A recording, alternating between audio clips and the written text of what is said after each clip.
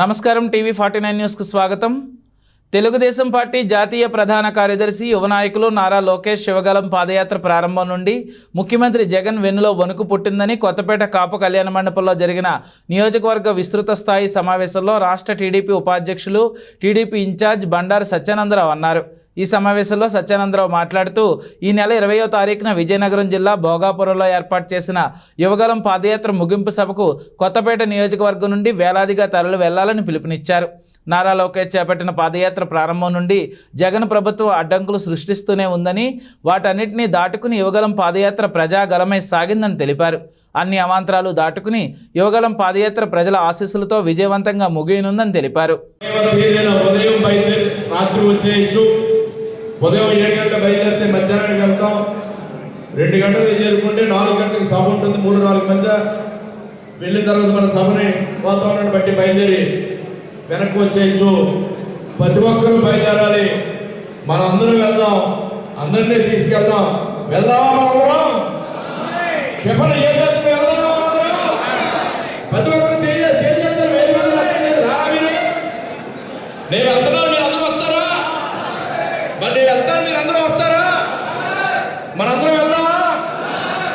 అందరినీ తీసుకెళ్దామా? ఆ ఉత్సాహంతో ప్రతి ఒక్కరు కూడా యువగలం సభకి కదిలి వెళ్ళాలని కోరుతూ ఉన్నాను. అదొకటి. ఇక మిగతా మన సబ్జెక్టులు వాటర్ వెరిఫికేషన్ చాలా ప్రధానమైంది. ఎందుకంటే వైసీపీ పార్టీ ప్రభుత్వం ఓట్లు తారుమారు చేసి దొంగోట్లు గెలవాలని, అడ్డదారులు గెలవాలని కాసు కూర్చుంది.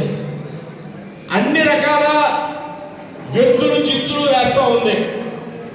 వాటన్నింటినీ తిప్పుకొడుతూ మన నియోజకవర్గంలో మనందరూ కూడా అప్రమత్తంగా వాటర్ లిస్టు భ్రష్టు పట్టించకుండా కాపలా కాసుకుంటూ ఉన్నాం. ఇంతవరకు బాగానే మన వాళ్ళందరూ చేస్తూ ఉన్నారు.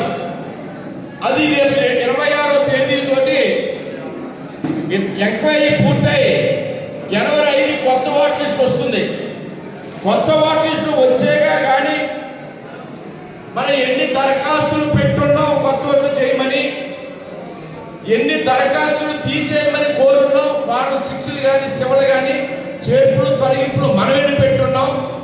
అవతల పార్టీ వాళ్ళు ఎన్ని చేర్పులు పెట్టారు, ఎన్ని తొలగింపులు పెట్టారు, అందులో ఎన్ని తప్పుడు ఓట్లు ఉన్నాయి, తప్పుడుగా జాయిన్ చేయమని కానీ తప్పుడుగా తీసేయమని కానీ మన తెలుగుదేశం పార్టీ ఓట్లు ఎన్ని పెట్టారు, ఇవన్నీ కూడా 4-5 జాబితాలుగా నేను మీకు పంపించాను. ఎప్పటికప్పుడు మీకు పంపించాను 4-5 జాబితాలుగా. మీరు అందరూ మేము చూసుకుంటున్నామని అన్నారు. కొంతమంది చాలా బాగా చూశారు, కొంతమంది సగం వరకే చూశారు, ఏదో కొద్ది మందే పూర్తిగా చూడలేదేమనుకుంటున్నాను. నేను మిమ్మల్ని అందరిని అడుగుతాను, ఏ ఊరు కావురు, అసలు మీకు ఈ ఊర్లో ఎన్ని 6లు వచ్చాయి, ఎన్ని 7లు వచ్చాయి, మీరు ఎవరు ఎన్ని ఓట్లు జాయిన్ చేశారు, ఎన్ని ఓట్లు చేర్చమని అడిగారు, ఎన్ని ఓట్లు తీయమని అడిగారు, అందులో ఎన్ని తప్పులు గుర్తించారు, ఇవన్నీ కూడా గతంలో ఎప్పుడు ఏ ఎన్నికకి ఇన్ని తిప్పలు, ఈ రకమైన ఇబ్బందులు మనం చూడలేదు. కానీ ఈ దుర్మార్గుడు జగన్మోహన్ రెడ్డి ముఖ్యమంత్రిగా వచ్చిన తర్వాత ప్రతి ఓటు కూడా ఉందో లేదో చూసుకోవాల్సినటువంటి పరిస్థితి ఇలా అందరి మీద వచ్చింది. దానిని దృష్టిలో పెట్టుకోవాలి. నేను కాగితాలు అయితే మీకు పంపిస్తున్నాను, ఎన్ని చేర్పులు ఎన్ని తొలగింపులు దరఖాస్తులేవి.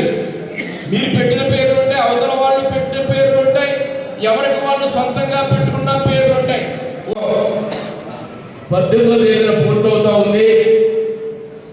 వైజాగ్ గతంలో చంద్రబాబు నాయుడు గారు ఎక్కడైతే పాదయాత్ర ముగింపు చేయడం జరిగిందో అదే ప్రాంతంలో ఇంకొక పైలాను ఆవిష్కరణ చేయడం ద్వారా పాదయాత్ర 18వ తేదీన ముగిస్తూ ఉన్నారు. దానికి అనుసంధానంగా పాదయాత్ర ముగింపు సభ పెద్ద ఎత్తున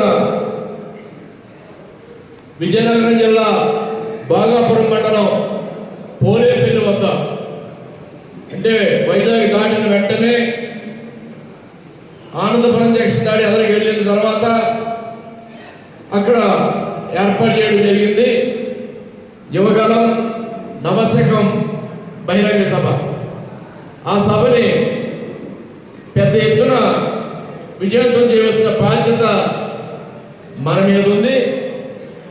మీ అందరికీ తెలియదు కాదు, లోకేష్ బాబు గారి పాదయాత్ర జనవరి 27 కుప్పంలో ప్రారంభించి ఎన్ని రకాల ఇబ్బందులు ఎదుర్కొని అడ్డంకులను తొలగించుకుని అవరోధాలను అధిగమిస్తూ 3130 అంటే 2-3 కిలోమీటర్లు ఇంకా నాకు ఎగ్జాక్ట్ గా క్లారిఫై రాలేదు కానీ 3131 కిలోమీటర్ల దగ్గర పాదయాత్ర లేదా 3129 కానీ అక్కడ ఎండ్ చేయడం జరుగుతూ ఉంది.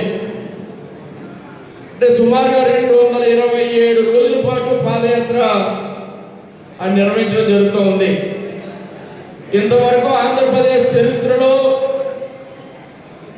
ఇంత పెద్ద పాదయాత్ర చేసింది ఎవరు లేరు. అంతకుముందు ఎవరు చేసినా దానిని అధిగమించి లోకేష్ బాబు గారే ఈనాడు పెద్ద ఎత్తున పాదయాత్రని 3100 కిలోమీటర్ల పైబడి పూర్తి చేశారు.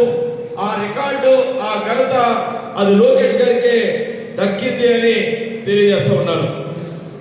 అది కూడా ఎన్నో కష్ట నష్టాలు వచ్చి ఎన్నో ఇబ్బందులు కల్పించింది ఈ ప్రభుత్వం. జగన్మోహన్ రెడ్డి ఎంత అడ్డుకున్నామన్నా చేయనిస్తే పాదయాత్ర లేకపోతే దండయాత్ర అంటూనే ఆయన పాదయాత్ర ప్రారంభించి మైక్ లాగేసుకున్నా, వాహనాలు లాగేసుకున్నా, అక్కడ నిలబడి మాట్లాడుతున్న స్టూల్ లాగేసుకున్నా లెక్క చేయకుండా పూర్తి చేశాడు. ఆ విషయాలన్నీ మీకు తెలుసు. ఉన్నటువంటి ఎన్నికల శంఖారావానికి ఈ యొక్క సభ అది ఒక సంకేతం ఇవ్వబోతా ఉంది. రేపు రాబోయే ఎన్నికల్లో తెలుగుదేశం పార్టీ గెలుపుకు ఈ సభ శంఖారావం కాబోతా ఉంది.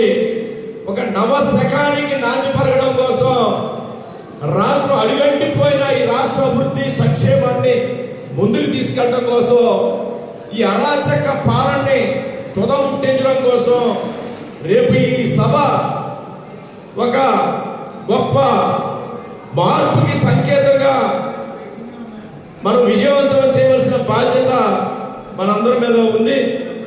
దానికి పెద్ద ఎత్తున అంటే మనకి చాలా టార్గెట్ ఇచ్చారు, కానీ మిమ్మల్ని అందరినీ కోరుతూ ఉన్నాను, వారైతే గట్టిగా వేలాది మీద తరలి రావాలని పార్టీ ఆదేశించింది. ఇంకా మిమ్మల్ని నేను కోరేది కనీసం ఒక 1500 మందికి తక్కువ కాకుండా మన నియోజకవర్గం నుంచి తరలి వెళ్ళాలని కోరుతూ ఉన్నాను.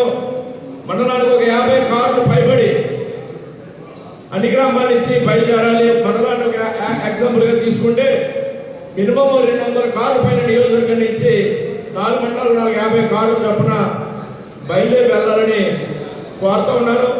దాని తగ్గ ప్రణాళిక గబ్బర్సింగ్ గారు ఇచ్చారా?